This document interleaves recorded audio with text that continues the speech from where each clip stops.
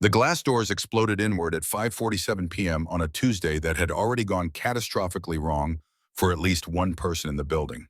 Shards caught the overhead lights as they scattered across the polished marble floor of Anderson Motors' flagship showroom, a space designed to make wealthy clients feel like royalty and everyone else feel appropriately insignificant. Four figures in black tactical gear and ski masks rushed through the opening, moving with the kind of coordinated precision that separated professionals from desperate amateurs. The lead man carried a sawed-off shotgun held low and ready. His companions wielded an assortment of weapons that looked military surplus, the kind of hardware that suggested this crew had connections far beyond street-level crime. The showroom had been staging a promotional shoot for Anderson's latest luxury SUV, a vehicle whose price tag could cover a year's rent in most neighborhoods. Photographers had erected lighting rigs around the gleaming machine, which sat centered on a raised platform like a chrome and steel deity. Sales personnel in crisp suits had been hovering nearby, offering insights to potential buyers who'd arrived for the exclusive preview event.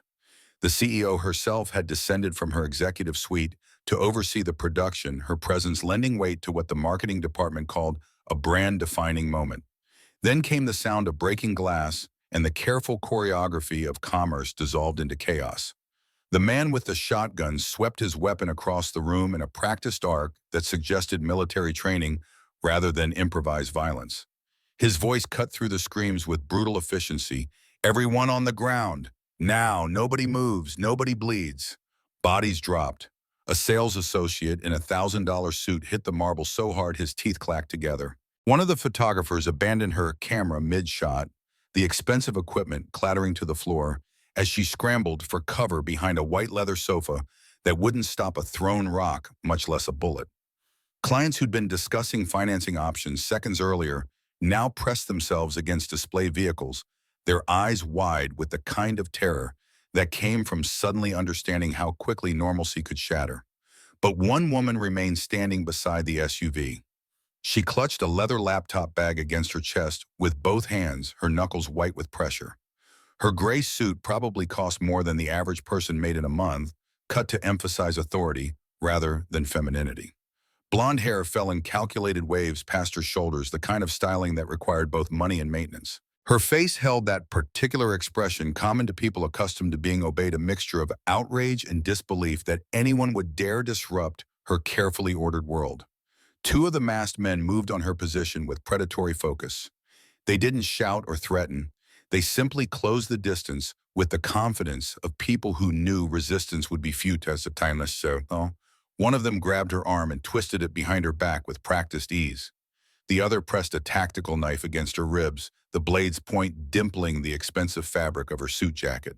The words came out in a harsh whisper that somehow carried across the room. "The bag. Give me the bag, or I open you up right here." Her fingers tightened on the leather handle, even as her mind raced through calculations. The bag contained more than just a laptop and daily paperwork. Inside sat a prototype storage device holding 18 months of proprietary research into automotive AI systems code that represented millions in development costs and potentially billions in future revenue. Someone had planned this. Someone knew what she carried and when she'd have it. The knife pressed harder. She felt the point through her blouse, now a sharp promise of pain to come. Her grip on the bag started to loosen. Fear had a way of making even the most resolute people reconsider their priorities, and bleeding out on a showroom floor wasn't part of any quarterly business plan. That was when the service bay door burst open and everything changed. The man who came through that door moved with a fluidity that seemed almost choreographed, each step placed with the kind of precision that suggested muscle memory drilled so deep it bypassed conscious thought entirely. He assessed the scene in a fraction of a second. Four attackers, approximately 20 civilians, one woman being held at knife point, and his body reacted before most people would have finished processing the visual input. The nearest attacker stood guard by the shattered entrance, his attention focused inward on the hostages. He never saw the palm heel strike that snapped his head back with enough force to rattle his brain against his skull. The follow-up knee to his solar plexus drove the air from his lungs with a sound like a deflating tire. He went down, hard consciousness already fleeing his knife, spinning away across the marble in a graceful arc that ended under a Mercedes display. The man holding the woman at knife point turned toward the sound of his partner hitting the floor. His grip loosened for maybe a tenth of a second distraction, creating the smallest window of opportunity. But a tenth of a second proved more than enough. The rescuer closed 20 feet in 3 long strides that ate up distance with the efficiency of someone who'd spent years learning to cover ground fast. His hand clamped onto the attacker's knife wrist and twisted with the kind of controlled violence that spoke to extensive training in joint manipulation. Something cracked with a sound like a dry branch breaking. The scream that followed was high and anguished, the universal noise of a human being introduced to a pain they'd never experienced before. The woman stumbled backwards, still clutching her bag, her mind trying to process what had just happened. 1 second she'd been preparing to surrender everything she'd worked for. The next, her captor was on his knees cradling a wrist that bent at an angle wrists weren't designed to achieve. The man with the shotgun swung his weapon toward the new threat, but the barrel traveled through molasses compared to the speed of someone who'd trained against firearms for years. The rescuer ducked low and came up inside the gun's effective range, too close for the shotgun to be anything but an awkward club. His shoulder drove into the gunman's sternum with enough force to lift the man off his feet. They crashed backward into a display of luxury sedans and multiple car alarms triggered, simultaneously filling the showroom with overlapping electronic wails that added surreal accompaniment to the violence. The fourth attacker rushed in from the side, a crowbar raised high in both hands. The weapon descended in an overhead arc that would have caved in a skull if it connected.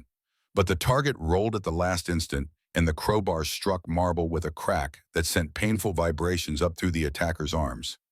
A sweeping leg strike took his feet out from under him, and he was unconscious before he finished falling, courtesy of a precisely placed strike to the temple that shut down his nervous system like someone flipping a light switch. 30 seconds. That was all it took from the moment the service bay door opened to the moment the last attacker hit the floor. 30 seconds to transform a hostage situation into a scene from an action film, except the blood leaking from split knuckles and the ragged breathing were distinctly real, devoid of Hollywood polish or dramatic music cues. The rescuer stood in the center of the showroom car alarms, still screaming around him, his chest heaving as he pulled oxygen into lungs that burned from the sudden exertion. His hands showed fresh abrasions where they'd caught the shotgun barrel. His shirt had torn during the crash into the car display, revealing a shoulder that would sport impressive bruises by morning. But he remained upright and functional, which was more than could be said for the 4 men scattered across the floor in various states of consciousness and pain. The woman in the gray suit stared at him with an expression that cycled through shock, confusion, and dawning recognition. Her mouth opened, then closed, then opened again as her brain struggled to assemble words from the chaos. When they finally emerged, they came out in a whisper that barely carried over the alarms. "George." He looked at her directly for the first time since entering the room, and something complicated flickered across his face. Recognition, certainly, but also resignation, maybe even a hint of dark humor at the cosmic joke playing out. His voice came out surprisingly gentle, given what he'd just done. "Are you hurt?" She managed to shake her head, still clutching the laptop bag, like a drowning person holding onto driftwood. The question echoed in her skull with surreal inappropriateness. Was she hurt? 5 minutes ago, she'd been approving lighting adjustments for a marketing shoot. Now she stood in a room full of broken glass and broken men, saved by someone she'd dismissed from her thoughts hours earlier, someone she'd judged so completely that she'd never bothered to look deeper than his job title. Security personnel came flooding through the entrance, weapons drawn, shouting commands that overlapped into incomprehensibility. They found the scene already resolved, the threat already neutralized, and their carefully rehearsed protocols suddenly rendered obsolete by someone who'd handled the situation faster than they could respond.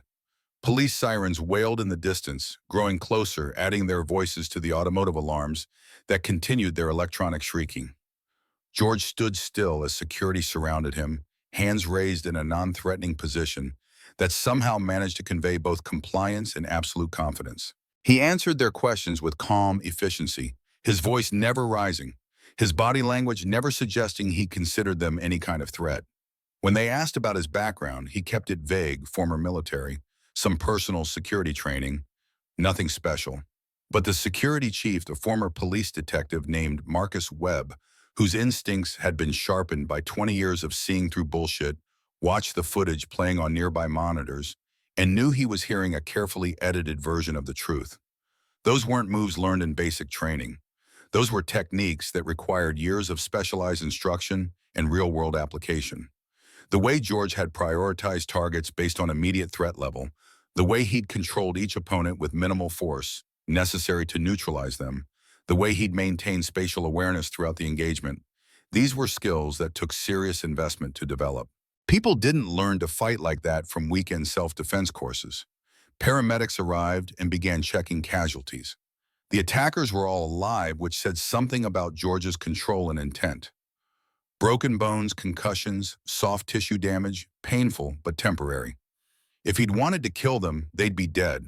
Instead, they'd be spending time in hospitals before moving on to considerably longer stays in correctional facilities, assuming the DA could make charges, stick against people who had committed armed robbery in front of multiple witnesses and about a dozen high-definition security cameras. Callista Anderson, because that was who the woman in the gray suit was, CEO of Anderson Motors, and the person technically responsible for every decision made within the company's empire, watched George as paramedics treated the cuts on his hands. He'd sat down on a leather sofa, finally accepting medical attention after everyone else had been checked out first. She'd seen him 3 times now today. The first time he'd stood in her office while she'd signed his termination papers without really looking at him. The second time he'd been walking out with his personal effects in a cardboard box. The third time he'd been dropping armed criminals like they were sparring partners in a training facility. Something wasn't adding up. Delivery drivers didn't fight like that. Former military could mean anything from supply clerk to special operations, and the difference between those extremes was like comparing someone who could change a tire to someone who could rebuild an engine from raw materials. She'd dismissed George as just another employee who couldn't meet basic standards, replaceable and forgettable. But watching him now, watching the way he moved even in stillness, the way his eyes constantly scanned the room tracking threats that no longer existed, she realized she'd completely misjudged who and what she'd been dealing with. A police captain arrived and took control of the scene with the kind of weary competence that came from too many years of cleaning up after violence. He took statements from everyone who'd been present, his questions methodical and thorough. When he got to George, the conversation lasted longer than with anyone else. Callista couldn't hear what they were saying from where she stood, but she saw the captain's expression shift from professional courtesy to sharp interest as George explained his actions. The captain made notes, asked follow-up questions, and eventually accepted George's account with a nod that suggested he'd recognized something in the story that resonated with his own experience. Cops knew combat veterans. They could spot the markers, the particular way someone carried trauma, the watchfulness that never quite shut off the ability to compartmentalize violence in a way that allowed normal conversation minutes after serious harm had been inflicted. As the scene slowly returned to something approaching order, glass swept up, attackers removed to ambulances, under guard statements completed, Callista made a decision. She approached George as paramedics finished bandaging his knuckles. He looked up as she drew near, his gray eyes steady and unreadable. Her voice came out more uncertain than she'd intended. "Thank you for what you did." He nodded once, a minimal acknowledgement that suggested he didn't want or expect gratitude. The silence stretched between them, filled with complicated currents she couldn't quite name. Finally, she found more words. "I owe you an apology for this morning." Something shifted in his expression, softening almost imperceptibly. "You were doing your job. Standards matter." The generosity of that response made her feel worse somehow. He was giving her an out she didn't deserve, absolving her of responsibility for a decision that had been petty and cruel in hindsight. She'd fired him for being 20 minutes late without bothering to learn why, without extending even basic human courtesy to understand his circumstances. And hours later, he'd risked his life to save hers. Before she could figure out how to say any of that, Marcus Webb interrupted. "Ms. Anderson, we need you to come with us. There are security protocols we need to implement immediately." She let herself be led away, but not before glancing back at George one more time. He'd already shifted his attention elsewhere. His posture relaxed, but his awareness clearly still active. Watching him, she felt the first stirrings of questions that would come to dominate her thoughts in the days ahead. Who was George Dermott, really? And why had 4 professionals targeted her showroom on the exact day he happened to be present? The questions multiplied as she was escorted to her office, but finding answers would have to wait. Right now, there were police reports to file, insurance claims to initiate, and a board of directors to brief about the attack. The machinery of corporate crisis management ground into motion, pushing aside personal curiosity in favor of immediate practical concerns. But as the hours ticked past and the showroom slowly emptied, one thought kept circling back in her mind like a persistent moth around a flame. George Dermott was dangerous in ways she'd never imagined, and dangerous men rarely appeared in the right place at the right time by accident. 12 hours earlier, sunlight barely penetrated the gap between apartment buildings, turning morning into something gray and indistinct, neither dawn nor full day. The illumination that finally reached George Dermott's window had a diffuse quality that suggested the sun itself wasn't particularly invested in the enterprise of waking anyone. But George had been awake for 45 minutes, already moving through his small apartment with the quiet efficiency of someone who'd learned to accomplish tasks without waking a sleeping child. The space they called home measured maybe 800 square feet, counting the bedroom George had given to Matilda and the alcove where he slept on a pull-out couch that had seen better decades. The kitchenette occupied one corner barely large enough for one person to work comfortably, impossible for two. A small table with mismatched chairs sat near the window where that reluctant light struggled through. The furniture showed its age and its origins: thrift stores, curb pickings, the occasional relative's cast-off. Nothing matched, everything was clean. George had learned to move through this space without thought, his hands finding coffee grounds and filters by muscle memory, while his mind ran through the day's requirements. Matilda's lunch needed packing. Her school uniform needed checking for cleanliness. Her homework needed to be tucked into her backpack along with the reading book she'd been working through. His own preparations were simpler work clothes that didn't show oil stains, keys, wallet, phone, the uniform of working-class survival. He'd been special operations, once part of a classified unit called Epsilon 9 that handled threats most people would never know existed. He'd parachuted into hostile territories, cleared buildings full of armed combatants, spent weeks behind enemy lines gathering intelligence that saved lives he'd never meet. He'd been good at it. Excellent, actually.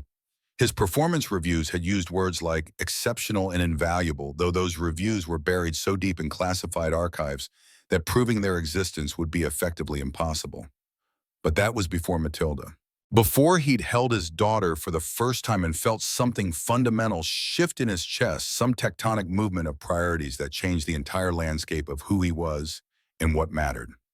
The missions that had felt like purpose began to feel like borrowed time, hours and days stolen from his daughter's childhood. Every deployment became harder. Every return home felt more like resurrection. And when his wife died, sudden, shocking, a heart condition nobody had known about until it killed her, the choice had crystallized with perfect clarity. He'd resigned, walked away from the brotherhood and the adrenaline and the sense of mission that had defined him for so long. Became just another single parent trying to make rent in a city that didn't care about either adjective in that description.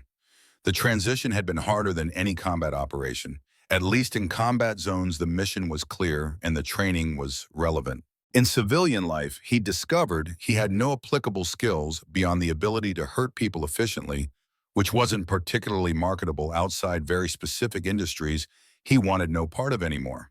So he'd taken what he could get. Anderson Motors had been hiring delivery drivers, and the job paid enough to keep them fed and housed if he was careful with money. The work was mind-numbing, driving expensive vehicles to wealthy clients, helping out in the service bay when they needed extra hands, taking orders from people who looked through him like he was transparent. But it left him exhausted enough to sleep at night, and it gave him a schedule that aligned with Matilda's school hours. Those two facts mattered more than dignity or fulfillment or any other luxury he'd surrendered when he'd chosen fatherhood over combat. The coffee maker gurgled its way toward completion as George assembled Matilda's lunch. Peanut butter and jelly on whole wheat bread cut diagonally because she claimed triangles tasted better than rectangles. An apple sliced into sections because she wouldn't eat it whole. A small container of carrot sticks she probably wouldn't touch, but he included anyway on principle. A juice box, a granola bar for backup. The same lunch he'd made yesterday and would make tomorrow, the comfortable routine of parental repetition. His phone buzzed on the counter, a text from his neighbor, Mrs. Chen. "Good morning, Matilda can come over after school if you're running late." The woman was 73, widowed lonely, and had essentially adopted them both as surrogate family. She baked cookies Matilda loved and asked nothing in return except occasional company and the knowledge that she was helping. George didn't know what he would do without her. Some problems couldn't be solved with combat training, and childcare was definitely one of them. He texted back his thanks and finished packing the lunch, then moved to wake his daughter. Her bedroom door stood slightly ajar, and he pushed it open gently to reveal what had once been his bedroom, back when this apartment had housed 2 adults and a baby. Now it contained a twin bed covered in sheets featuring cartoon characters he didn't recognize. A small dresser painted pale blue, because that had been Matilda's favorite color at age 4, and stuffed animals in various states of disrepair arranged across every available surface. Matilda lay curled under her blanket, dark curls spread across a pillow that showed evidence of recent dreams. She had her mother's hair, and his eyes gray like storm clouds over distant mountains. At 7 years old, she was all elbows and knees and questions, her mind working constantly to understand a world that had already shown her more loss than any child should experience. George sat carefully on the edge of her bed, placing a hand on her shoulder. "Hey, sweetheart, time to wake up." She stirred but didn't open her eyes, making a small noise of protest that suggested consciousness remained a distant goal. He tried again, keeping his voice gentle. "Come on, kiddo. School day." This time her eyes cracked open, squinting against even the minimal light filtering through her curtains. She looked at him with the foggy confusion of someone still half submerged in sleep. Then she coughed, a wet rattling sound that immediately elevated his concern from 0 to moderate. He pressed the back of his hand against her forehead and felt the heat radiating from her skin. Not dangerously high, but definitely fever territory. Matilda coughed again and burrowed deeper into her blankets, her voice coming out small and scratchy. "My throat hurts." George felt the familiar tension that came with single parenthood and inflexible work schedules. Matilda was sick. That was the primary fact, and it meant she couldn't go to school, which meant he needed to stay home with her or find someone who could watch her or take her somewhere for medical attention. None of these options were simple. All of them created cascading complications that rippled through carefully laid plans like stones dropped into still water. He stroked her hair, mind already running calculations. "Okay, baby, you're staying home today. Let me take your temperature." The thermometer from the bathroom confirmed what his hand had already told him, 2.3 degrees Fahrenheit. High enough to require attention, but not high enough to panic about. Probably a virus, something that would run its course in a few days with rest and fluids. But probably wasn't certainty, and with kids, you didn't take chances. 3 years ago, his wife had seemed fine at breakfast and been dead by dinner, her heart simply stopping without warning. That memory haunted every parental decision he made, coloring everything with the knowledge that health could betray you without announcement. He called Anderson Motors from the kitchen, keeping his voice low so Matilda could rest. The receptionist connected him to the floor manager, a man named Stevens, whose entire personality could be summarized as officious. George explained the situation as concisely as possible. "Daughter sick fever, needs to take her to urgent care, will be late, but will come in as soon as possible." Stevens' response dripped with the kind of bureaucratic disapproval that suggested he'd never actually dealt with a sick child. "We've talked about punctuality, George. You know Ms. Anderson has been cracking down on attendance issues." George felt his jaw tighten but kept his voice level. "My 7-year-old has a 102-degree fever. I need to make sure she's okay." A pause long enough to suggest Stevens was calculating something. "Then do what you need to do. You need to. But there will be consequences if you're late." The line went dead before George could respond. He set the phone down carefully, fighting the urge to throw it against the wall. Consequences. As if he didn't already understand that every choice came with costs, that being a single parent meant constantly choosing between bad options and hoping the one you picked didn't blow up in your face. He returned to Matilda's room and found her curled up small, her stuffed elephant clutched against her chest. The toy's name was Mr. Trunk, bestowed by 3-year-old Logic, and it had been her mother's gift on Matilda's 5th birthday. She slept with it every night without fail. Looking at his daughter now, small and sick, and trusting him to fix everything, George felt the weight of responsibility settle heavier across his shoulders. "Hey, sweetheart," he said softly. "We're going to go see a doctor. Make sure you're okay. Can you get dressed for me?" She nodded miserably and started to sit up, moving with the lethargic care of someone whose body wasn't cooperating properly. George helped her into clothes, picked out an outfit that would be comfortable, got her shoes on over her socks. She leaned against him as he worked her small body, radiating heat that made his chest ache with protective concern. The urgent care clinic was 20 minutes away in good traffic, which meant 30 minutes at this hour when everyone was commuting.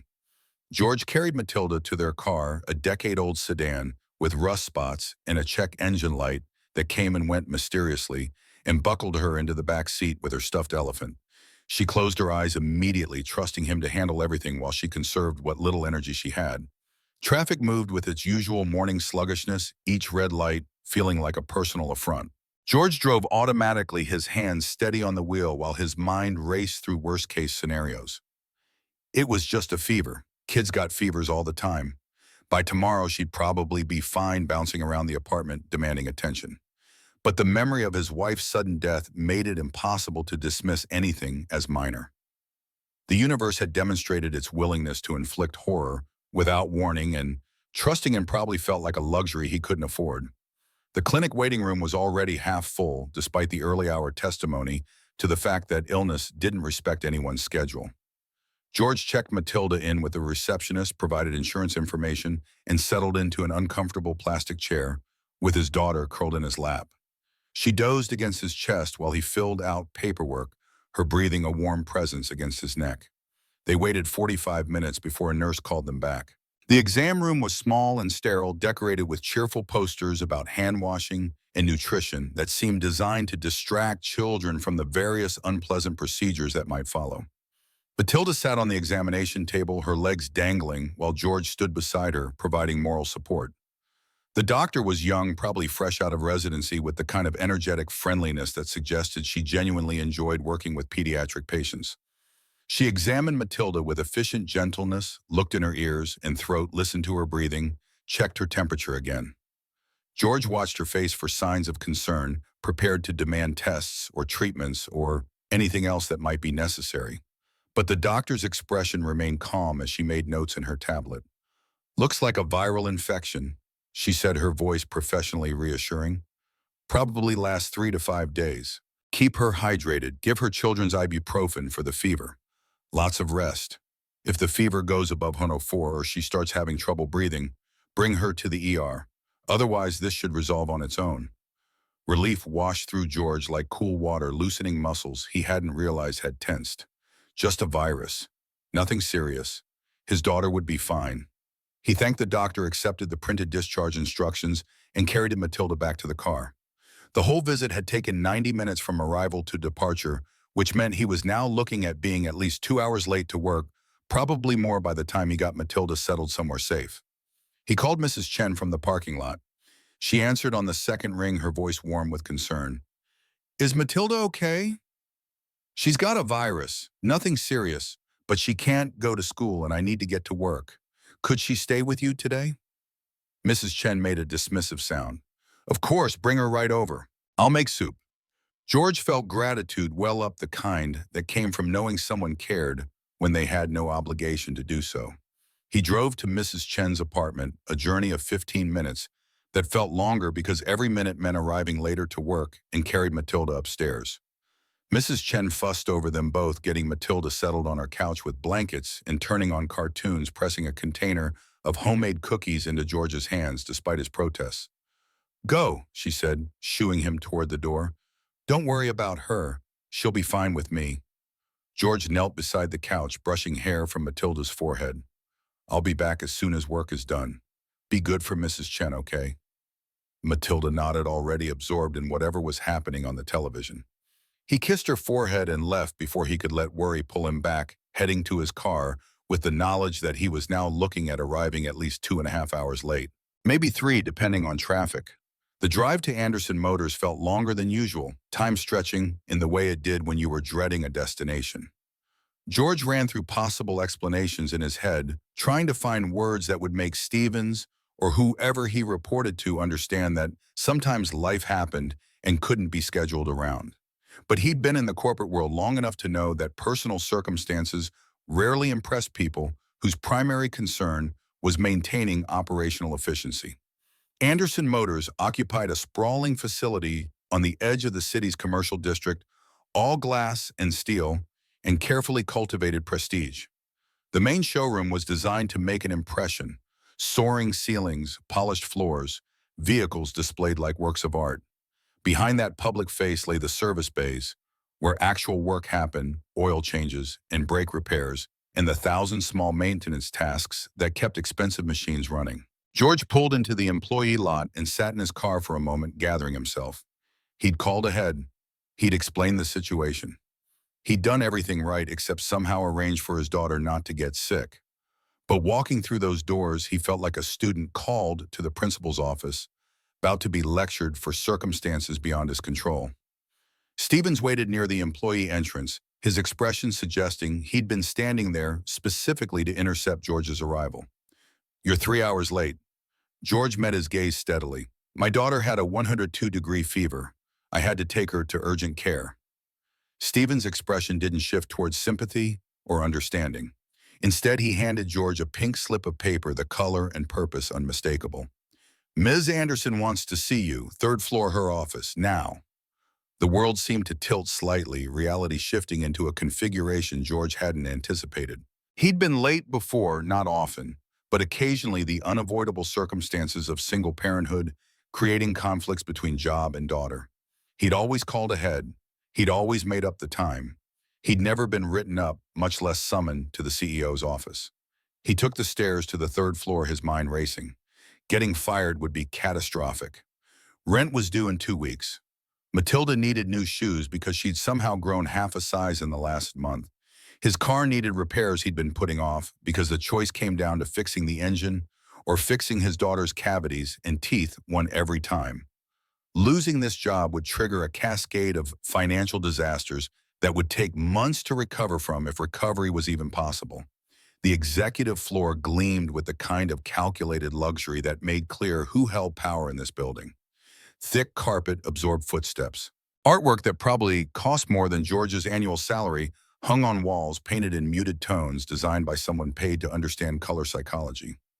The receptionist at her desk barely glanced at him as she waved him toward the corner office, her attention focused on a computer screen displaying what looked like spreadsheets. Callista Anderson's office occupied the corner of the building, floor-to-ceiling windows, offering views across the city that would have been impressive if George had been in any state of mind to appreciate them. The space was decorated with the same calculated taste as the rest of the floor. Modern furniture, minimal decoration, everything chosen to project competence and success. Callista herself sat behind a desk that looked like a single piece of black glass, her attention focused on documents spread before her. She looked up as George entered, and he saw her in person for the first time, despite having worked for her company for 6 months. Publicity photos didn't quite capture the reality. She was younger than he'd expected, maybe 33 or 34, with the kind of beauty that came from money and maintenance, rather than just fortunate genetics. Her blonde hair fell in precise waves past her shoulders. Her gray suit probably cost more than his monthly salary. Her expression held the particular neutrality of someone who'd learned to keep emotions carefully controlled. "Mr. Dermott," she said, her voice cool and professional. "Have a seat." George sat in one of the chairs facing her desk, feeling distinctly like he was about to be judged by someone who had already made up her mind. Callista signed something on one of the documents, then looked at him directly. Her eyes were blue, a pale shade that seemed to see through him rather than at him. "You've been with Anderson Motors for 6 months, she said, not making it a question. "Your performance reviews have been adequate. No complaints from clients. You complete assigned tasks. But you've been late 5 times in that period." George's jaw tightened. "4 of those times I called ahead. I've always made up the hours." She continued as if he hadn't spoken. "Today, you were 3 hours late. That's unacceptable, regardless of the circumstances. We have standards here, Mr. Dermott. Punctuality is one of them. If you cannot manage your personal life without affecting your work, then this isn't the right place for you." The words landed like physical blows, each one calculated to establish hierarchy and dismiss objection.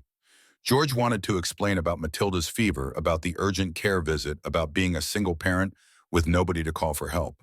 He wanted to point out that 3 hours late on a day when his daughter was sick wasn't the same as 3 hours late because he'd overslept or forgotten. But he could see in Callista's eyes that none of it would matter. To her, he was just another employee who'd failed to meet expectations. Replaceable. Forgettable. Someone who'd let personal circumstances interfere with corporate efficiency, which was the only sin that truly mattered in her carefully ordered world. She wasn't interested in his story or his struggles. She was interested in maintaining standards, and he'd fallen short. She pushed a document across her desk toward him. This is your termination paperwork. You'll receive 2 weeks severance as per company policy. You can collect your personal effects from your locker. Security will escort you out. George looked at the paper without picking it up, seeing his name typed in clean letters next to words like terminated and effective immediately. Part of him wanted to argue, to fight, to make her understand that firing someone for taking their sick child to a doctor was cruel and unnecessary. But another part, the part that had learned hard lessons about how little the world cared about fairness, knew that arguing would accomplish nothing except stealing the small dignity he had left. He stood, keeping his voice level. I called ahead. I explained the situation. I did everything right. Callista's expression didn't change. You were 3 hours late. That's what matters here. George felt something cold settle in his chest, the particular disappointment that came from realizing someone you'd expected basic human decency from was capable of casual cruelty. He'd risked his life for his country. He'd given up a career he'd excelled at to be present for his daughter. He'd taken this thankless job and done it well, despite it being so far beneath his capabilities that the distance was almost comical. And now he was being dismissed because his 7-year-old got sick at an inconvenient time. He picked up the termination papers and left her office without another word, walking back down to the main floor, with his dignity intact but his pride bruised. The severance would cover rent for 1 month, maybe 2, if he was extremely careful. After that, he'd be looking at choices he didn't want to contemplate, borrowing from friends who couldn't afford to lend, applying for assistance programs that required so much documentation they felt designed to discourage applicants, or taking jobs even worse than this one, if such things existed. His locker in the employee area contained the usual accumulation of work: life, a spare shirt, some tools, and a protein bar he had forgotten about. He packed everything into a cardboard box someone had left near the trash, feeling the weight of other employees' stares. Word had clearly spread. He was the cautionary tale now, the example of what happened when you couldn't keep your personal life from bleeding into work hours. He was almost to the exit when he remembered he still had the keys to the last vehicle he'd delivered. Anderson Motors' policy required returning an all-company property immediately upon termination. Going home with the keys would give them an excuse to withhold his severance on grounds of stolen property or some similar corporate fiction. He turned around and headed toward the service bay, moving through familiar space that would never be his workplace again. That was when he heard the glass shatter. The sound came from the showroom, unmistakable and wrong. George's body reacted before his mind finished processing years of combat training, overriding civilian caution. He moved toward the sound without conscious decision muscle memory, taking control of legs that carried him through the service bay door and into chaos. The rest happened exactly as it would be described later in police reports and witness statements, in security footage reviewed frame by frame. 4 masked men, weapons drawn, a woman being held at knife point, George assessing, moving, striking with precision that came from training so deep it had become instinct. 30 seconds of violence that would change everything for multiple people in ways none of them could predict. When it was over, when police had arrived and statements had been taken and the attack had been removed under guard, George stood in the parking lot next to his car and tried to process what had just happened. He'd been fired. Then he'd saved his former boss from armed criminals. The universe had a sense of humor. Apparently, though, the joke's punchline remained unclear. His phone buzzed with a text from Mrs. Chen. Matilda is sleeping. Fever is down a little. Don't rush. George climbed into his car and sat behind the wheel, hands still shaking slightly from adrenaline that was only now beginning to fade. He'd hurt people today. Not killed them, he'd been very careful about that, but he'd broken bones and inflicted pain with clinical efficiency. That part of himself he tried to leave behind had surfaced with disturbing ease muscle memory executing techniques he'd practiced 1,000 times in training facilities and applied in combat zones thousands of miles from here. He'd thought he was done with that life.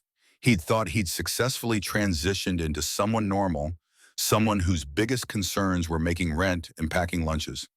But combat skills didn't fade just because you stopped using them. Violence remained available as an option, sleeping beneath the surface, waiting for circumstances that demanded its application. The drive home happened in a fog, his mind replaying the fight while simultaneously trying to calculate how quickly he'd need to find new employment.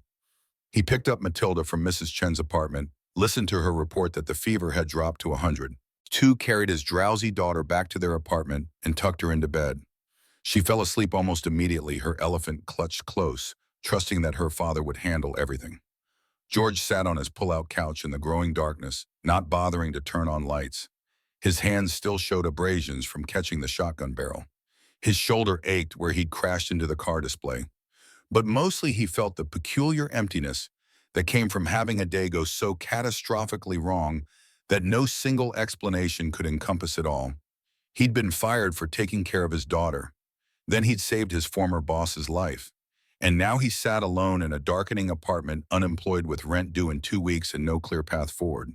The universe had delivered a series of events so improbable that they felt almost scripted, except no writer would create something this frustrating because audiences would reject it as unrealistic. His phone buzzed again, a number he didn't recognize. He considered ignoring it, but years of military discipline had trained him to answer calls because important information often arrived through unexpected channels. A woman's voice, professional and clipped. "Mr. Dermott, this is Sarah Mitchell from Anderson Motors Legal Department. We need you to come in tomorrow morning to discuss what happened today. 9 a.m. Please don't discuss the incident with anyone before we meet." The line went dead before George could respond. He set the phone down and let his head fall back against the couch, staring at the ceiling. Tomorrow morning, another conversation with people who had power over his life. Another situation where he'd be judged by standards that didn't account for the reality of his circumstances. But at least he still had tonight. At least Matilda was safe in her bed, fever dropping, her breathing steady and healthy. At least they had a roof over their heads and food in the refrigerator. Everything else was a problem for tomorrow. George closed his eyes and let exhaustion pull him toward something approaching sleep, unaware that he'd just set in motion a sequence of events that would upend everything he thought he knew about safety, survival, and the past he'd tried so hard to leave behind.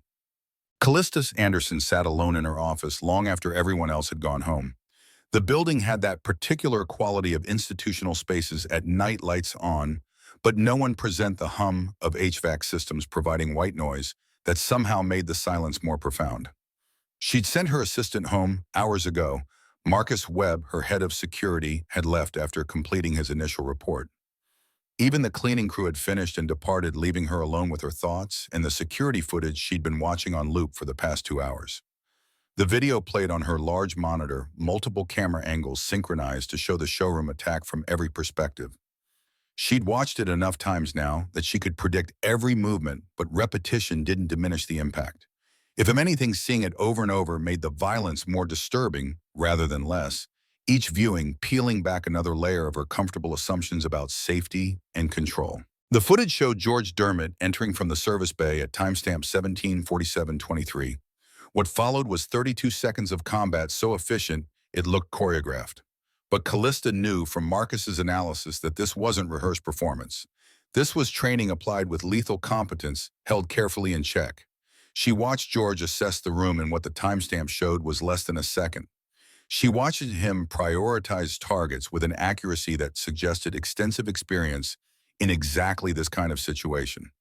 She watched him control each opponent with minimal necessary force, never using more violence than required to neutralize the threat. And she watched him maintain perfect spatial awareness throughout his body positioning, always keeping him between the attackers and the civilians. These weren't skills learned in weekend self-defense classes. These weren't techniques picked up from YouTube videos or occasional gym training. This was the result of years of specialized instruction combined with real-world application under life-threatening conditions. George Dermott had done this before many times in circumstances where hesitation meant death. Marcus had pointed out specific details that Callista had missed on her initial viewing. The way George had approached the first attacker from an angle that prevented the other three from having clear shots at him. The way he'd used the showroom's pillars and vehicle displays as cover while moving between targets. The way he'd controlled the man with the shotgun by getting inside the weapon's effective range before the gunman could adjust. Every choice had been tactically sound, the kind of decision-making that came from training so deep it bypassed conscious thought. Former military didn't begin to cover it. Regular military taught basic combat skills enough to handle standard situations. What George had demonstrated was advanced close-quarters combat, the kind of training that cost governments millions of dollars to provide and took years to master. Special operations, probably. Maybe something even more classified than that, something that wouldn't show up on standard background checks. Callista paused the video on a frame showing George's face just after the fight ended. His expression was calm, almost neutral, despite having just dropped four armed men. No rage, no satisfaction, no distress. Just controlled focus on assessing whether any remaining threats existed. That particular kind of emotional compartmentalization came from doing violence often enough that it became just another task to be completed efficiently. She'd fired this man. She'd looked him in the face that morning and dismissed him without a second thought, signing papers that ended his employment without even bothering to hear his explanation for being late. She'd treated him like he was beneath her consideration, another interchangeable worker who'd failed to meet standards. And hours later, he'd saved her life using skills she hadn't known existed. The shame that had been building all evening crested higher, but underneath it ran something else. Fear, maybe, or at least serious unease. Because if George Dermott was this dangerous, this skilled, what was he doing working as a delivery driver at her company? People with his capabilities didn't take minimum wage jobs unless something had forced them into positions of desperation. And what kind of desperation drove someone to hide this level of expertise? More troubling was the timing. Four professional criminals had attacked her showroom on the exact day George happened to be present. She'd been carrying AI prototypes worth millions. The attackers had known exactly what she had and when she'd have it. Someone with inside knowledge had planned this operation. And the one person in the building with the skills to stop it had been George Dermott, fired that morning, but still present hours later. Coincidence or something more sinister? Callista's mind conjured scenarios she didn't want to believe, but couldn't ignore.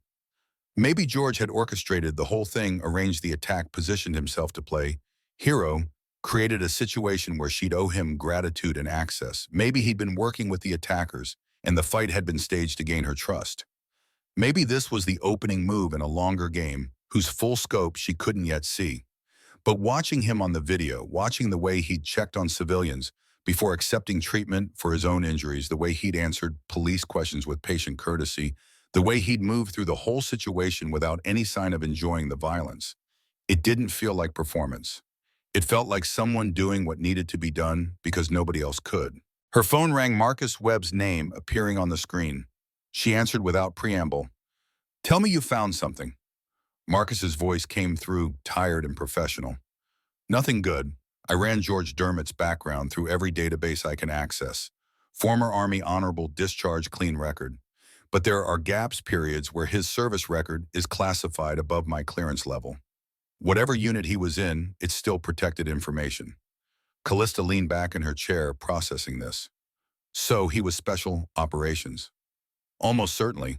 The kind that doesn't officially exist on paper, which means we can't verify what he did or where he did it. For all we know, he could be anything from a door kicker to an intelligence asset. Or someone with serious tactical skills who might have connections to the people who attacked us. Marcus was quiet for a moment. "You think he was involved?" Callista watched the video play again. George moving with economical violence through the showroom. "I think the timing is too perfect. I think people with his skills don't usually end up delivering cars. And I think we need to know who he really is before we decide whether to trust him." "Want me to bring him in?" "Ask some hard questions." Part of Callista wanted to say yes to get answers now before whatever was happening could develop further. But another part remembered the way George had checked on her before leaving his concern genuine, despite her having fired him hours earlier. She'd wronged him once today. Wronging him again on nothing but suspicion felt like compounding the injury. "Not yet," she said finally, "but keep someone watching his apartment. I want to know everywhere he goes and everyone he talks to. If he's involved in this, he'll make contact with his partners eventually. And if he's innocent, then we'll owe him an apology. But until we know for sure, I'm not taking chances." She ended the call and closed the security footage, unable to watch George's efficient violence one more time. Her office felt too large, suddenly the emptiness oppressive. She gathered her things and headed for the elevator, exhausted by a day that had started normally and ended with armed attackers and questions she couldn't answer. The parking garage was nearly empty, just her car and a few belonging to night shift employees working in other parts of the building. Her heels clicked against concrete as she walked to her vehicle, and she found herself scanning the shadows with new awareness. Before today, this garage had been just a convenient place to park. Now it felt full of potential threats, every dark corner potentially concealing danger. She unlocked her car and slid behind the wheel, locking the doors immediately.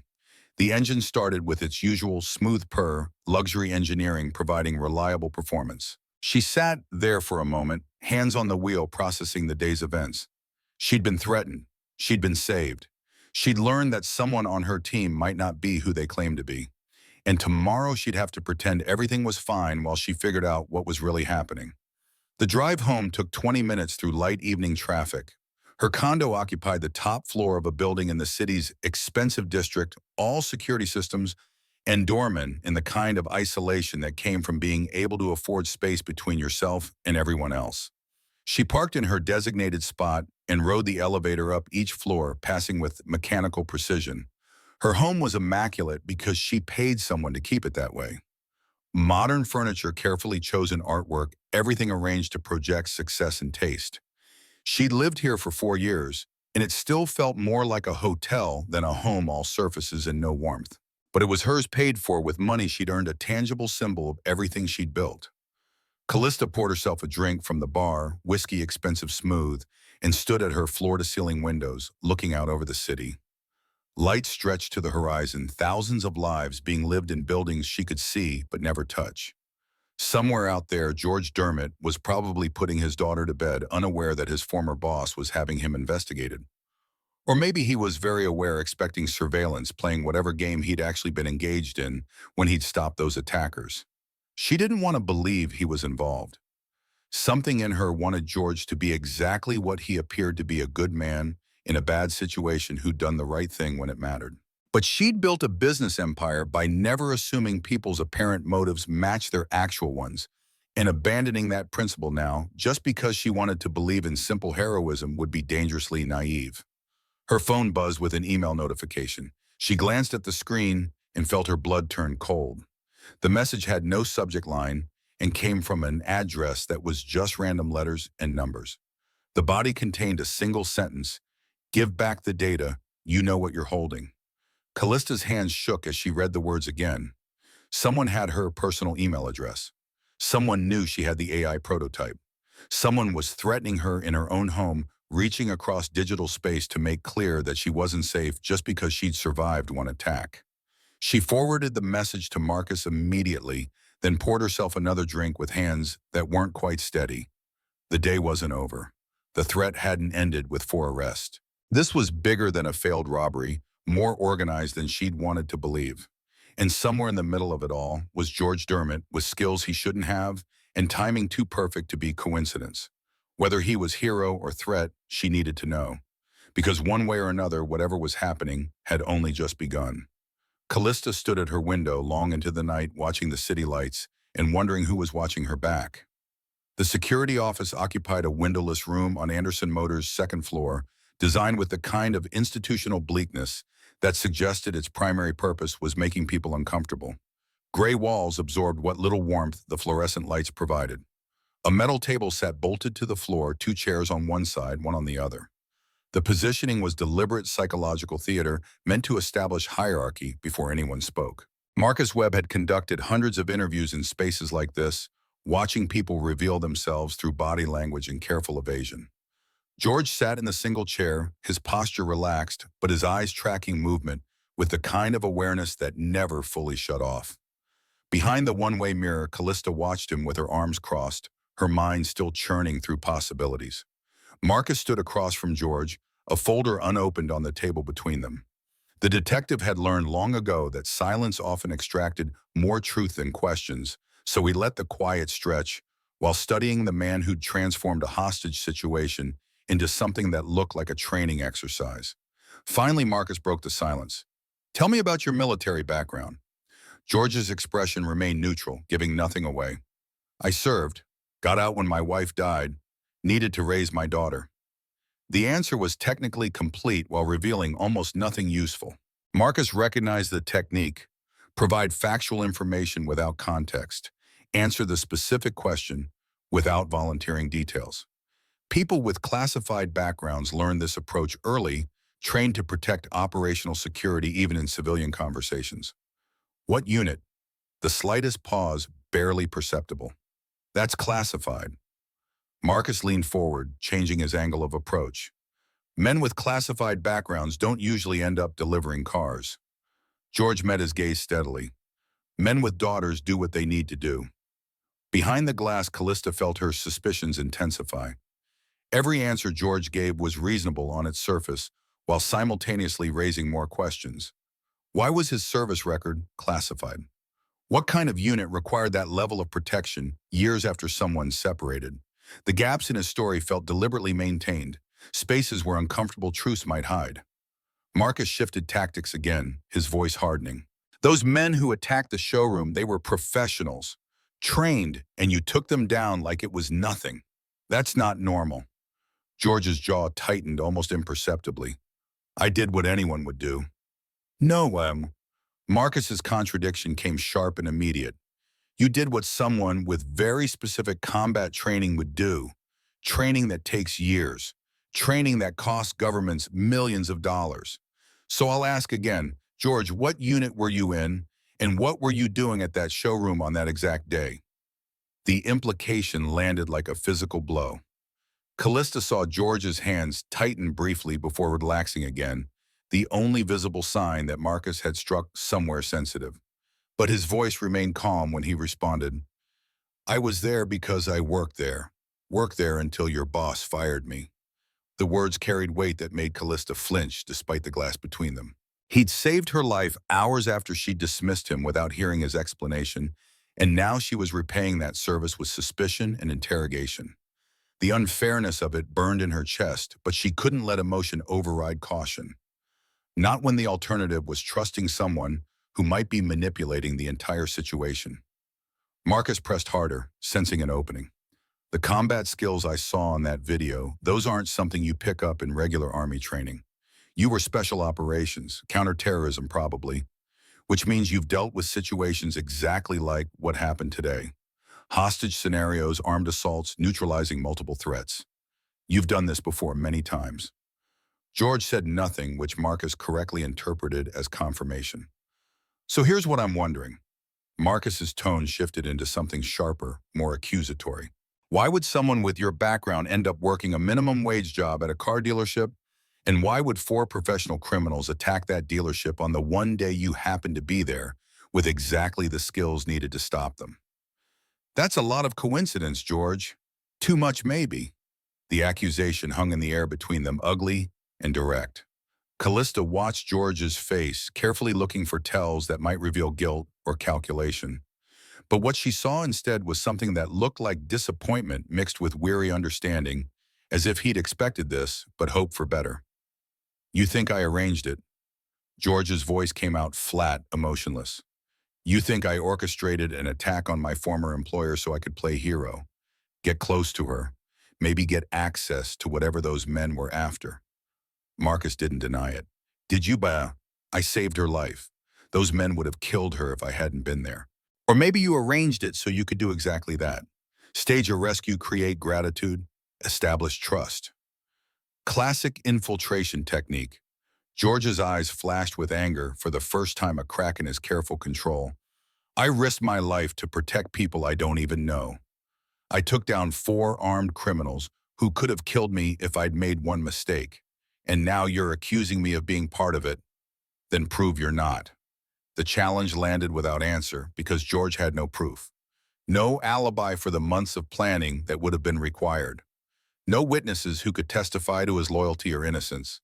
Just his word against circumstantial evidence that painted an uncomfortable picture. Too much skill, too perfect timing, too many unanswered questions. Behind the glass, Callista felt the weight of the decision pressing down.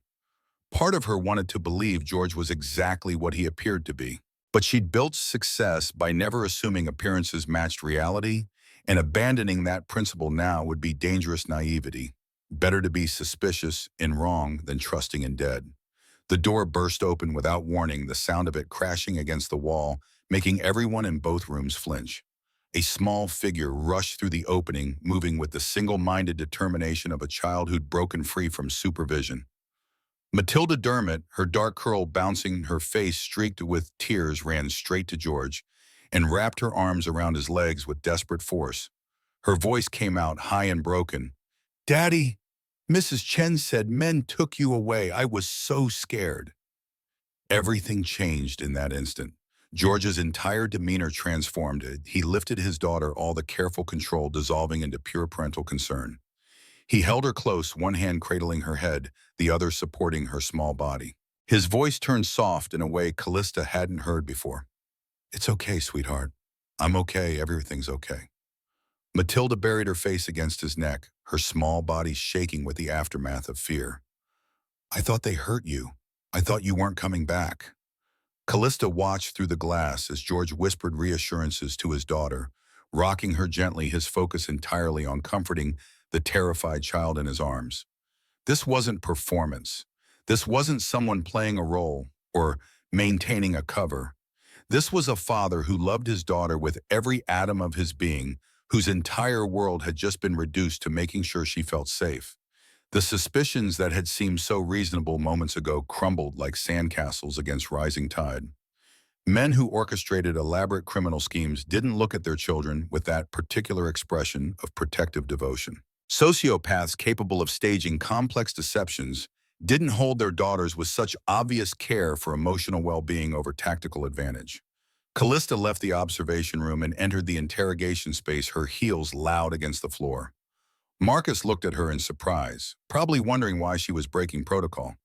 But she ignored him, walking straight to George and his daughter. The words came harder than she expected. "I'm sorry. This was wrong. You saved my life and I repaid you with suspicion." George looked at her over Matilda's head, and she saw the hurt there beneath his careful composure. But she also saw understanding recognition that fear sometimes drove people toward ugly choices. "You were scared. I get it." The generosity of that response made her feel worse somehow. He was giving her an out she didn't deserve, absolving her of responsibility for treating him like a criminal when he'd done nothing but help. She'd wronged him twice now in less than 24 hours, first firing him without hearing his explanation, then accusing him of being part of an attack he'd stopped. The pattern of her behavior toward him looked increasingly indefensible.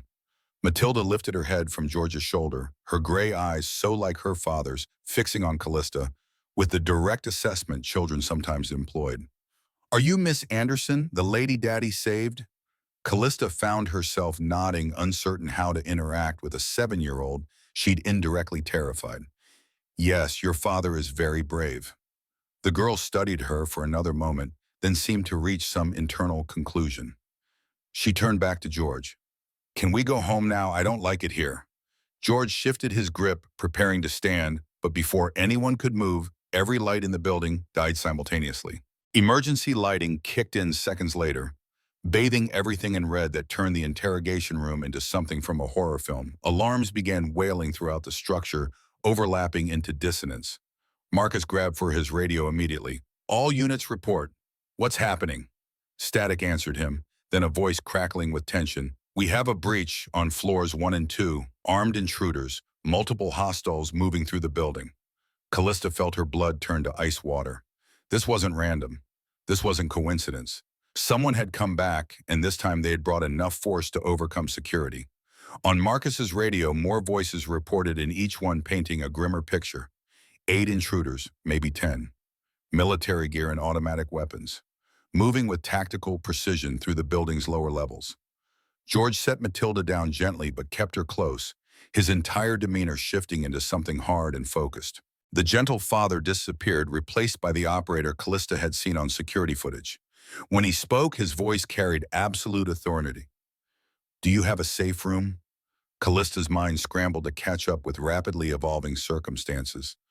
"Executive floor, but we need to get to the elevator." "Elevators will be compromised." George's assessment came instant and certain. "We go through the service corridors." Marcus nodded, recognizing that George had more relevant experience with exactly this kind of situation. "I'll stay here, coordinate the response. Get them out." George took Matilda's hand and gestured for Callista to follow, moving toward the door with purpose.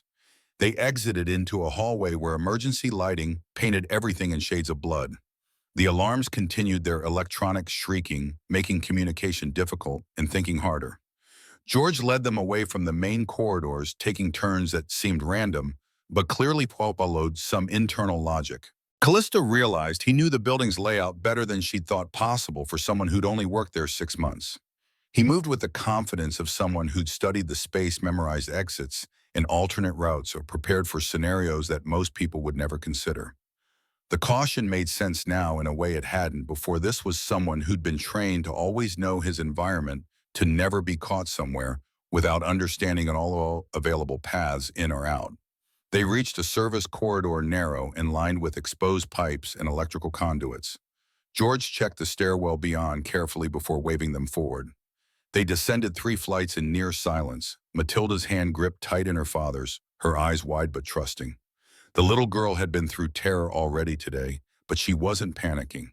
She'd learned to trust her father to handle things, to keep her safe, no matter what external chaos surrounded them. Gunfire echoed from somewhere above, muffled by concrete but unmistakable. Callista flinched at the sound, her imagination immediately supplying images of security personnel being cut down by attackers who'd come prepared for serious resistance. This wasn't like the showroom attack, 4 men with knives and a shotgun. This was a military-grade assault on a civilian building, the kind of violence that suggested whoever was behind it had stopped caring about subtlety or deniability. George led them down 2 more floors, then through a maintenance tunnel that connected to the underground parking structure. The space was claustrophobic, barely wide enough for 2 people, side by side, lit by intermittent emergency lights that created more shadows than illumination. Their footsteps echoed off concrete walls, and Callista found herself trying to move quieter, instinctively understanding that sound could betray their position. Behind them, more gunfire. Closer now. George's pace increased without becoming a run, keeping Matilda moving fast without causing the panic that came from adults sprinting away from danger. But Callista could see tension in his shoulders in the way his free hand stayed near his waistband, despite having no weapon. He was calculating, planning, preparing for violence he hoped wouldn't materialize but expected would. They emerged into the parking garage through a maintenance access door, and George immediately pulled them behind a concrete support pillar. He held up one hand, a clear signal for silence, and listened. Callista held her breath, straining to hear whatever had triggered his caution. Then she caught at footsteps. Multiple sets, moving with coordinated rhythm through the garage. The attackers had anticipated this exit, positioned people to cover it. George's jaw tightened as he processed this new complication. He looked around the garage with tactical assessment, scanning for alternatives. His eyes landed on a maintenance bay where partially assembled vehicles sat in various stages of repair. He pointed towards it and whispered, "There, get in the back of that sedan and stay down."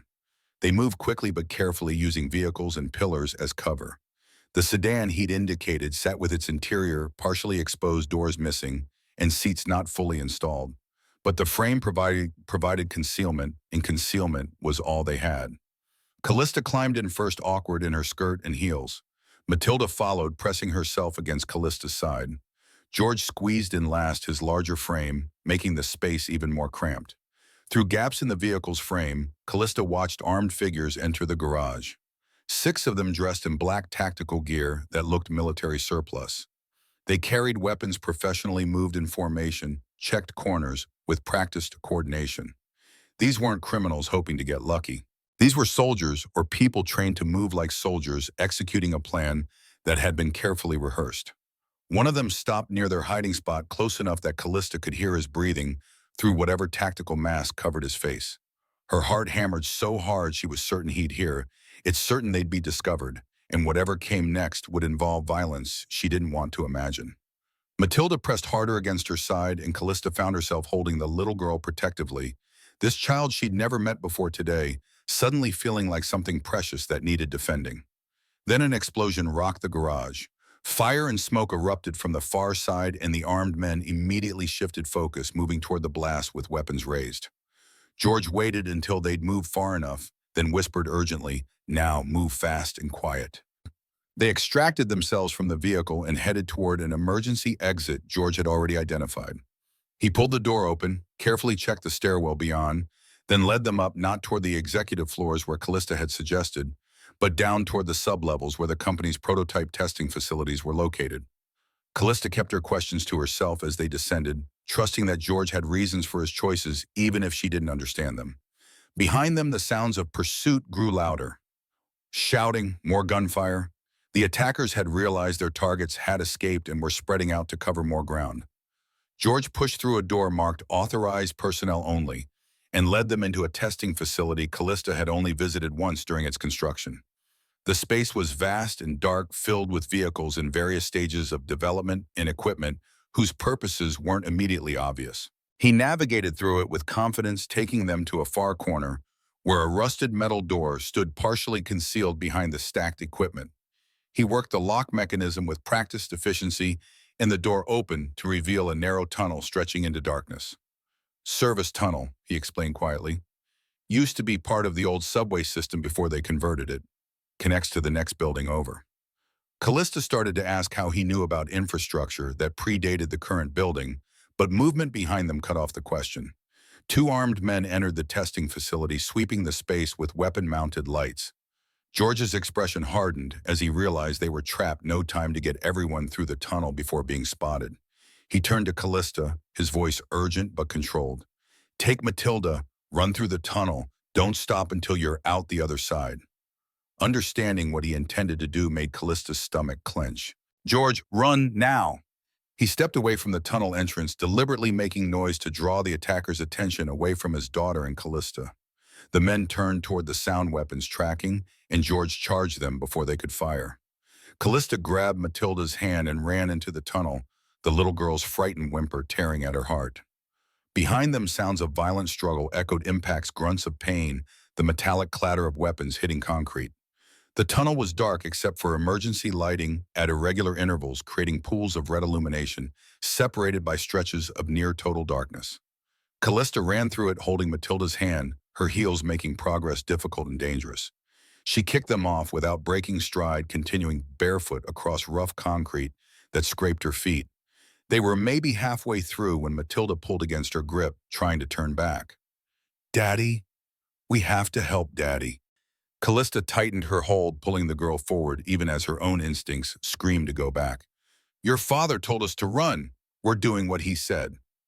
But Matilda's distress was contagious, and Callista found herself slowing, then stopping. What was she doing? George was back there fighting two armed men to buy them time, and she was just abandoning him. She'd already wronged him twice today. Adding a third betrayal by leaving him to face danger alone felt unconscionable. She spotted a fire axe mounted on the tunnel wall, emergency equipment installed decades ago, and probably forgotten since. She grabbed it, told Matilda to hide behind a support column, and ran back the way they'd come.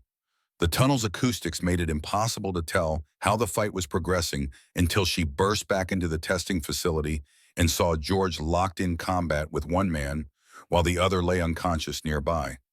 But George was hurt. Blood spread across his shirt from a wound in his side, and his movements had slowed fractionally, pain interfering with the precision that had marked his earlier fighting. The man he faced held a tactical knife and was pressing the advantage, forcing George backward toward equipment that would limit his movement options. Callista didn't think. She swung the fire axe not at the man but at the water pipe running along the ceiling above his head. The pipe burst with tremendous pressure, a geyser of water erupting downward with enough force to knock the attacker off balance. George broke free from the chokehold, spun, and delivered a strike that ended the fight definitively. He looked at Callista with an expression somewhere between surprise and grudging respect. I told you to run. Her voice came out sharper than intended, adrenaline and fear making her defensive. And I told myself I was done abandoning you. They retrieved Matilda and continued through the tunnel, George moving slower now, one hand pressed against his wounded side. Blood seeped between his fingers, dark and worrying. They emerged in the basement of the adjacent building, George's face pale from blood loss and pain. Callista used her jacket to apply pressure to the wound while they caught their breath. Matilda clung to her father, tears streaming down her face. Daddy, you're hurt. George's smile looked forced but genuine. Just a scratch, sweetheart. But it was more than a scratch, and everyone knew it. Callista pulled out her phone to call for help, but George stopped her with a hand on her wrist. His grip was weaker than it should have been, and that scared her more than the blood. We can't just call the police, he said, each word clearly costing him effort. This isn't random. These people, the way they move the equipment they have, this is Silas Merrick's work. The name meant nothing to Callista, but George's tone suggested it should. Who? George leaned back against the concrete wall, his breathing labored. A technology crime lord. Specializes in corporate espionage, selling stolen secrets to whoever pays most. He has connections to organized crime, corrupt officials, mercenary groups. The kind of man who could orchestrate exactly this kind of assault. Callista stared at him. How do you know that name? George was quiet for a long moment, his hand still pressed against his bleeding side. When he finally spoke, his voice carried the weight of confession. Because I've met him before. 5 years ago, my unit was tasked with taking down a trafficking network. Silas Merrick was running it. We got close. Almost had him. I was ordered to eliminate him on sight. The words hung in the air between them, heavy with implication. Callista's mind raced through the connections, understanding dawning like cold sunrise. What happened? Matilda was born that week. I was on leave at the hospital. By the time I got back to duty, Merrick had disappeared.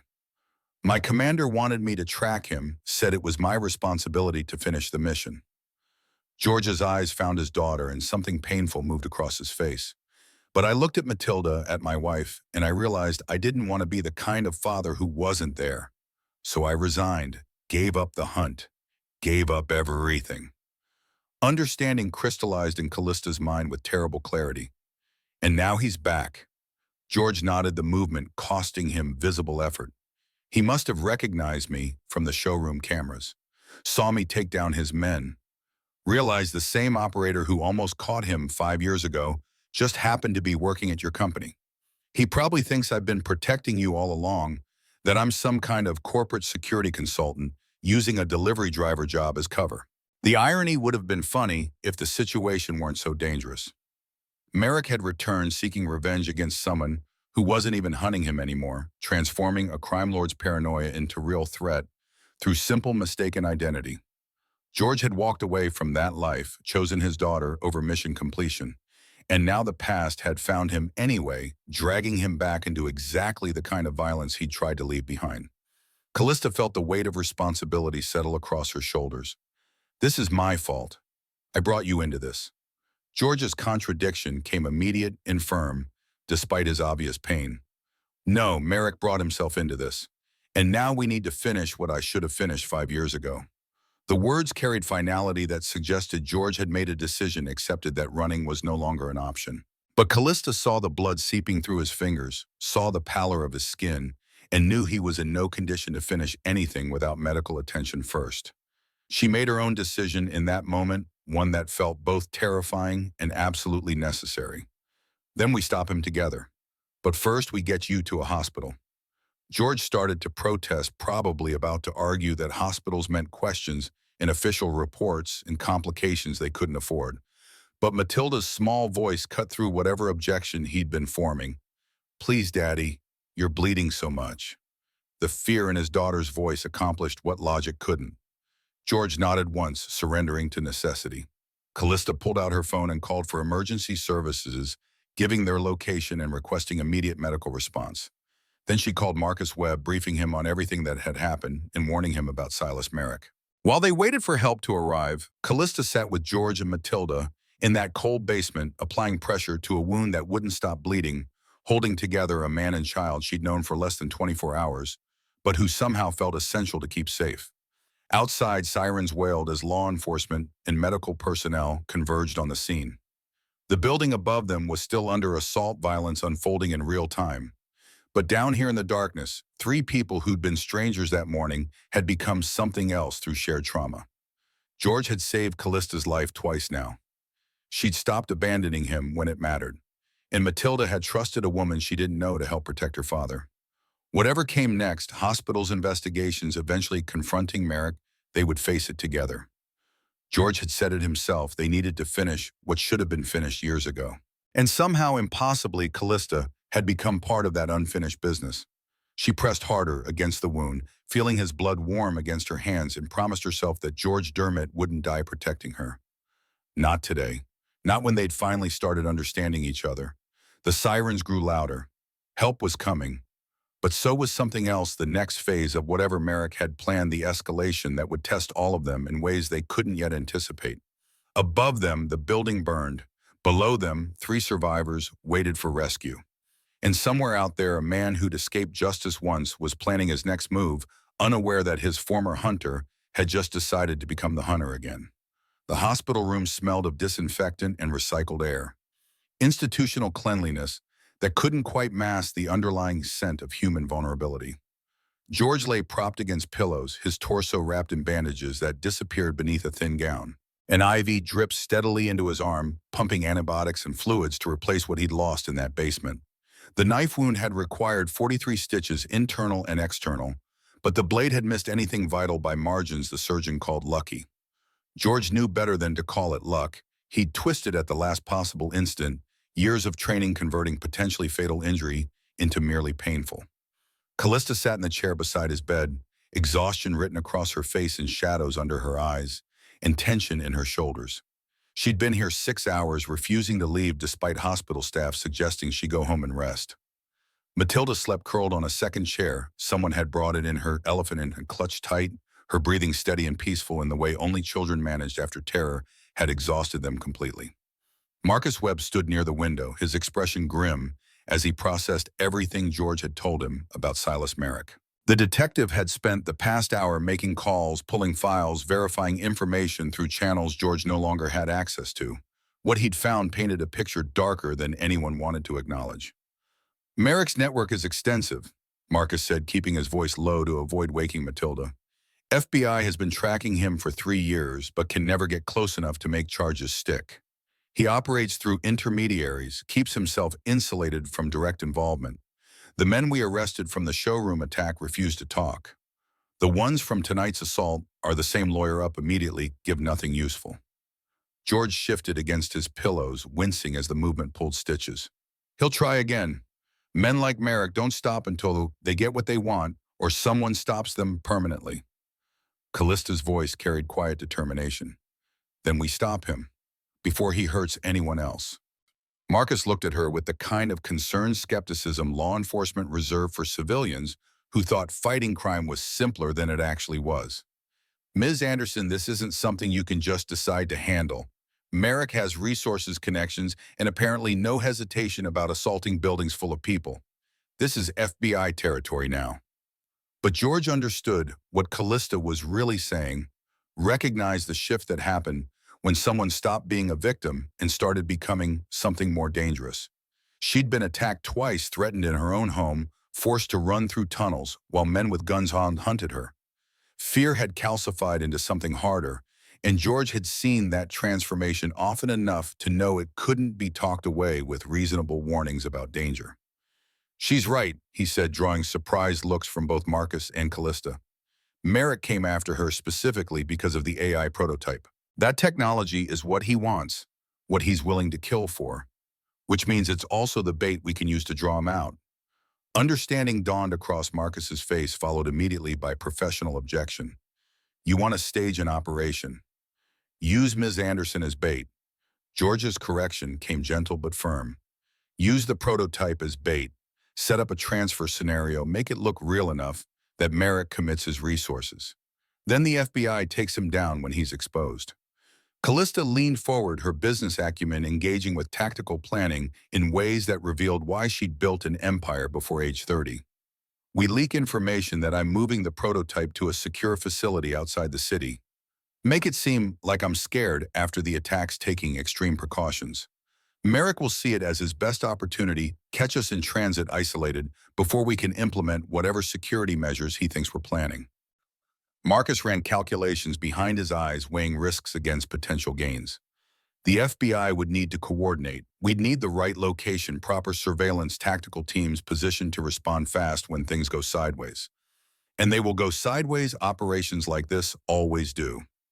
George nodded, already seeing the shape of what they'd need. Abandoned warehouse complex would work.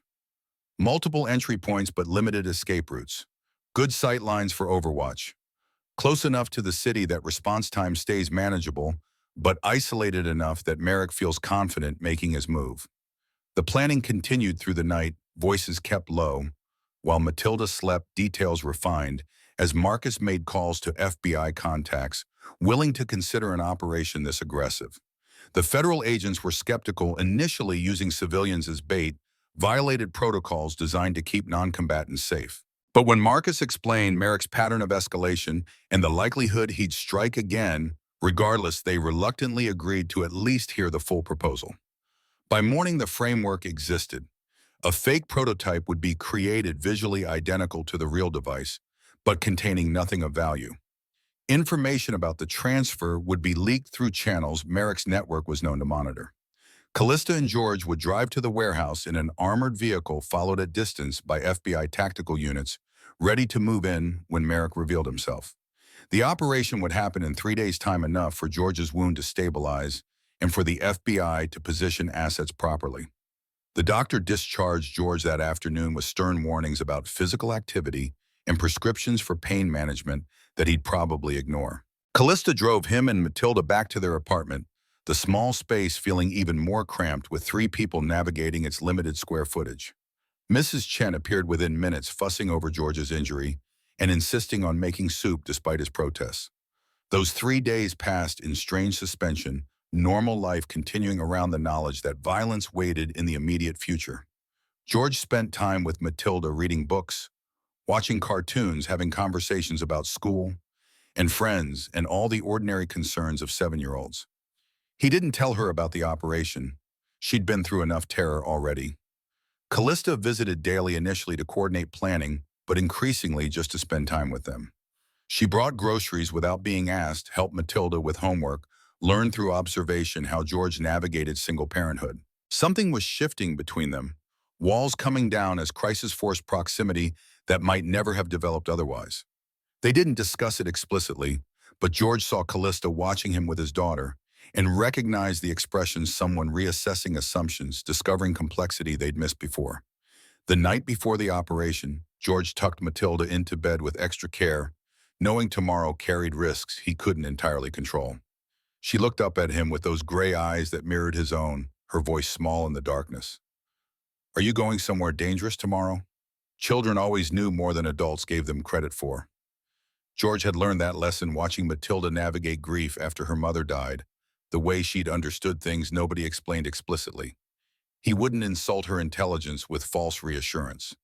"I need to stop some bad people from hurting anyone else. It might be dangerous, but I'll be careful. Miss Chen will stay with you until I get back." Matilda's hand found his small fingers gripping tight. "You always come back." The statement held both trust and plea, reminding George what he stood to lose if tomorrow went wrong.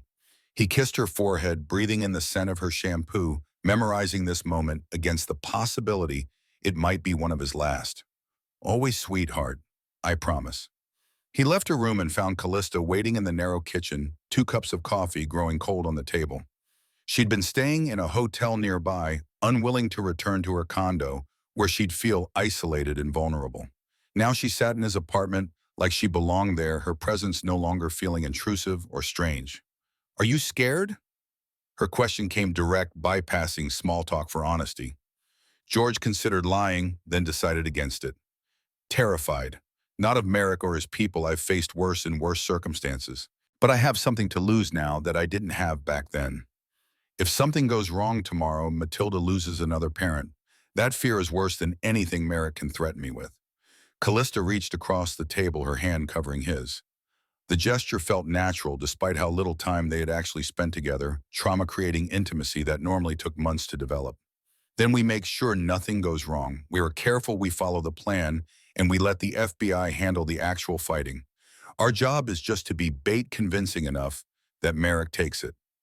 Her confidence almost made him believe the operation could unfold that simply. But George had run enough missions to know plans were suggestions that reality rarely respected. Something would go wrong tomorrow, something always did.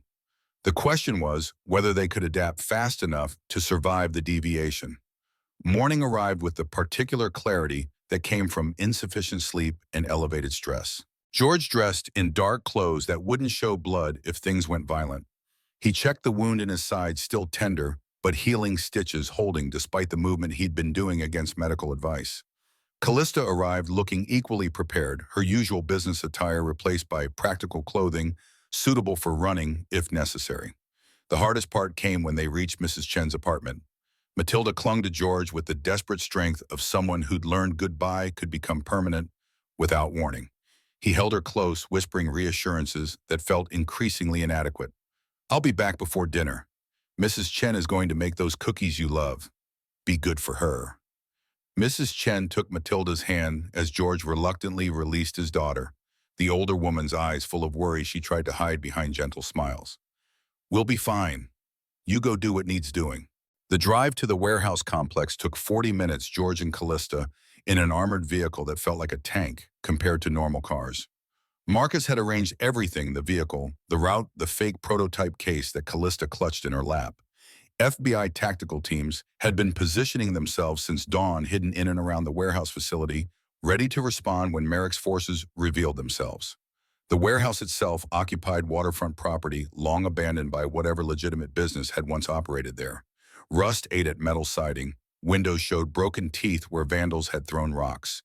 The interior would be dark and echo-prone, good terrain for ambush from both sides. George studied the building as they approached, tactical assessment running automatically. Multiple entry points, limited cover inside, good sight lines for anyone positioned on the catwalks that ring the upper level. They parked inside as planned, the armored vehicle's headlights cutting through gloom thick enough to feel physical. George scanned the space carefully, every sense straining for indicators of threat. The building felt empty, but that meant nothing. Professionals knew how to wait without revealing their presence. Beside him, Callista's breathing had gone shallow, fear and adrenaline combining in her bloodstream. George kept his voice calm, grounding. "So, remember the plan. Stay in the vehicle until the FBI confirms it's safe. If shooting starts, get down and stay down. Don't try to help, don't try to run. Just protect yourself." She nodded, fingers white-knuckled on the prototype case. Minutes stretched, silence broken only by the vehicle's idling engine and their own breathing. George's side ached where stitches pulled against muscle movement. His hands wanted a weapon but held nothing because the plan required them looking like civilian targets, not prepared combatants. Then came the sound of engines. Multiple vehicles approaching from different directions, surrounding the warehouse with practiced coordination. George's jaw tightened as he recognized the tactics. This wasn't some hastily assembled crew. These were professionals executing a plan they'd rehearsed, moving with the confidence of people who knew what they were doing. The vehicles disgorged armed figures, at least 20 of them, spreading out to cover all exits from the warehouse. They wore tactical gear that looked military surplus, carried weapons that spoke to serious funding. But they didn't open fire immediately, didn't rush in shooting. Instead, they formed a perimeter and waited discipline, suggesting someone competent commanded them.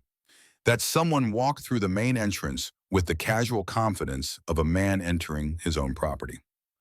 Silas Merrick was tall and silver-haired, dressed in clothing that probably cost more than George's monthly rent back when he'd had a job. He looked like a business executive, polished and professional, the kind of person you'd trust with investments or confidential information.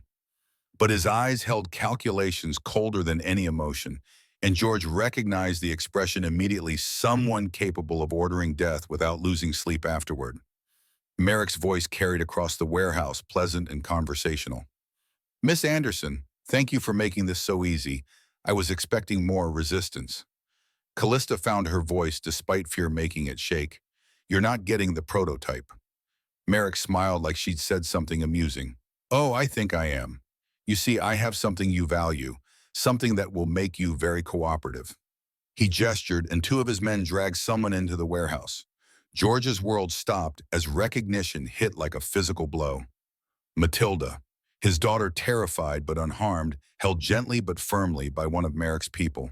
The little girl's eyes found her father's across the distance, tears streaming down her face. The trap had been reversed. Somehow Merrick had known, had anticipated their plan, and countered with his own.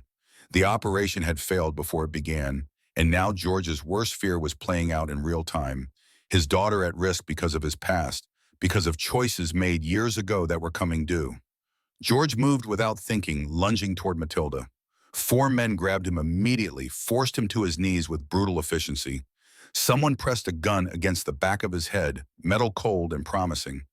Every tactical instinct screamed to fight to use skills that could probably drop these four before they could react.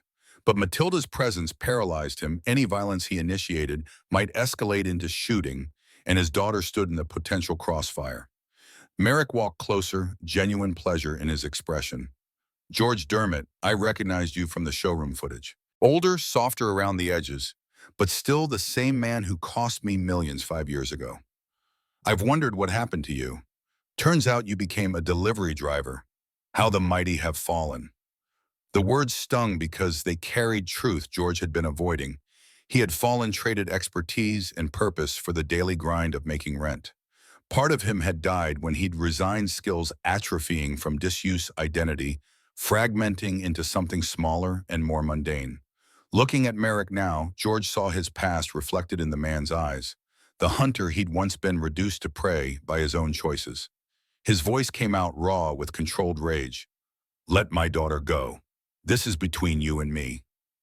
Merrick shook his head, still smiling. No, this is about the AI technology. Miss Anderson will give it to me, and then I'll decide whether your daughter lives or dies. Maybe I'll be merciful, maybe not. Depends on how cooperative everyone is. Callista's hands tightened on the prototype case, her mind visibly racing through options. George could see her, calculating give Merrick what he wanted to save Matilda, or refuse and risk everything. The choice was impossible, two paths leading toward different disasters. Then something shifted in Callista's expression, fear transforming into something harder. She'd been raised to calculate, to think 3 moves ahead, to win by outmaneuvering opponents. But sometimes calculation wasn't enough. Sometimes you had to act on instinct and hope courage carried you through. She threw the prototype case at Merrick's feet with force that made it skid across concrete. Fine, take it. Just let her go.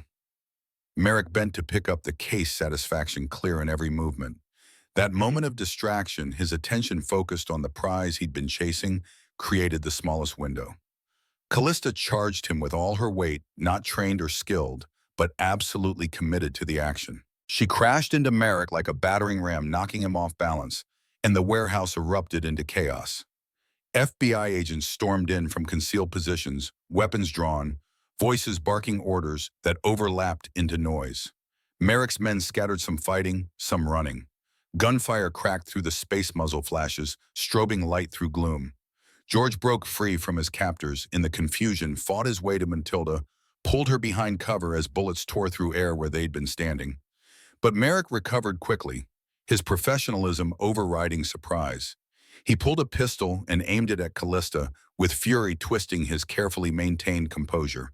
You stupid woman, you just killed yourself. The shot came, but not from Merrick's gun. George had thrown himself between the bullet and Callista, his body intercepting metal that tore through his shoulder with pain that whited out vision temporarily. He went down, hard, blood spreading across his shirt, the wound from 3 days ago tearing open with fresh agony. Callista screamed his name, reaching for him as he fell. But FBI tactical agents were on Merrick before he could fire again, taking him down with professional efficiency weapons, trained hands forcing compliance. Within seconds, Merrick was face down on concrete, hands cuffed his empire, collapsing around him as more agents secured his people with practiced coordination. The battle was over almost as quickly as it began. Law enforcement overwhelming criminal force through superior numbers and preparation. The warehouse filled with agents and emergency personnel, chaos organizing into controlled aftermath. Paramedics rushed to George, applying pressure to his shoulder while asking questions he couldn't focus on answering. Callista knelt beside him, her hands covering his, both of them, now covered in his blood. Matilda was crying, holding her father's other hand with desperate strength. The little girl's voice cut through pain and confusion. "Daddy, don't leave me. Please don't leave me." George looked up at her with a smile that cost him everything. "Still firing me for being late."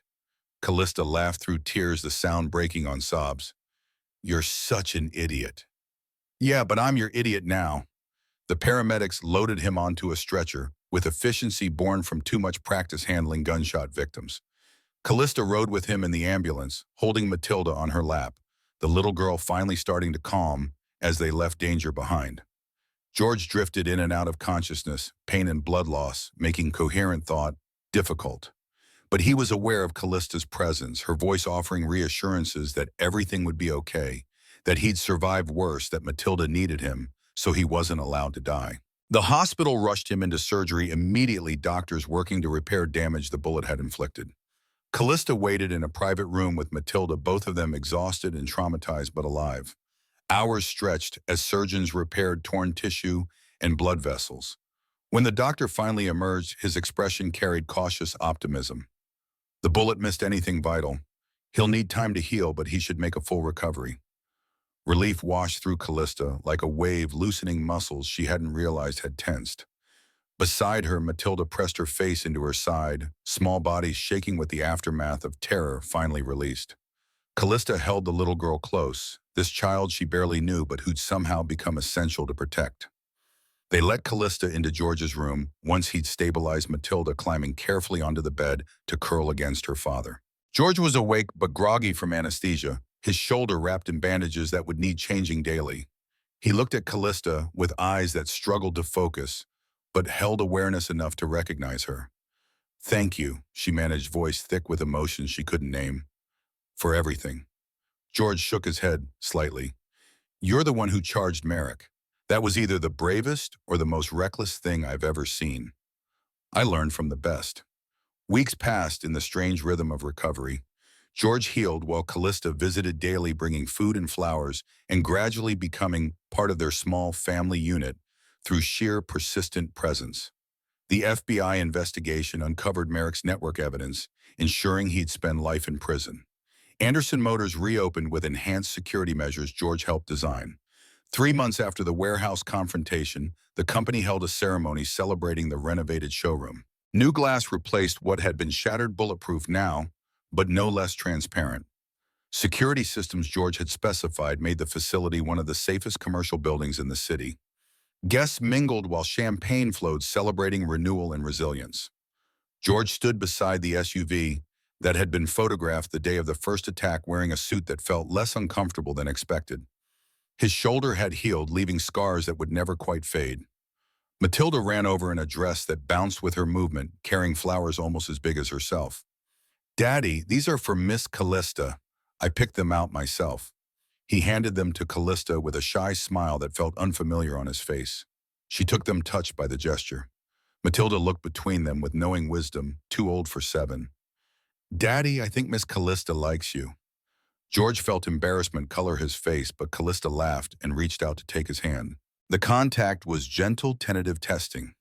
He looked surprised but didn't pull away, his fingers intertwining with hers naturally. Her voice came soft. "That day you saved my life, I thought that was the end of something. But it was actually the beginning. You saved more than my life, George. You saved me from becoming someone I didn't want to be." His grip tightened slightly. "You gave me something too. Purpose again. A chance to be more than just someone surviving day to day. So where does that leave us?" His smile was genuine, unguarded. For perhaps the first time since she'd known him, "I guess we figure it out together." Matilda cheered and hugged them both, pulling them into closeness that felt right despite how unexpected the path to this moment had been. Other guests noticed and smiled, touched by obvious affection between unlikely people. Sunlight streamed through new windows, casting everything in warmth. The showroom had been rebuilt stronger, just like the 3 people standing in its center. They'd all been broken by life and loss, but somehow through danger and desperation, they'd found each other. George had come here as a delivery driver, nobody noticed, been fired without consideration, then revealed himself as someone extraordinary. Callista had been a CEO who thought competence meant dismissing people who failed her standards only to learn compassion through crisis. And Matilda, who'd known too much loss, had found someone new to love her. They stood together now, not because it was easy or expected, but because the best things in life came from the most unlikely places.